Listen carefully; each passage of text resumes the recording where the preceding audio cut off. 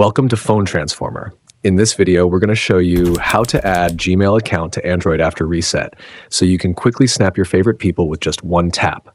Let's get started. Step 1. First, unlock your Android phone and open the Settings app. You can find it on your home screen or in the apps drawer.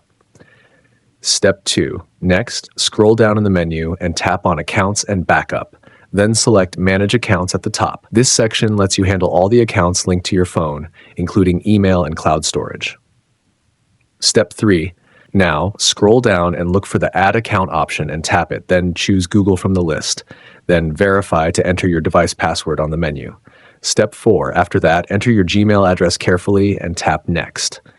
Make sure you type it correctly. This ensures you're logging into the right account without any errors. Step 5.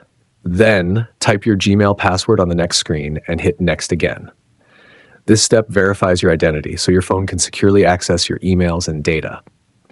Step 6. Finally, tap I agree to accept Google's terms, and your account will be added automatically.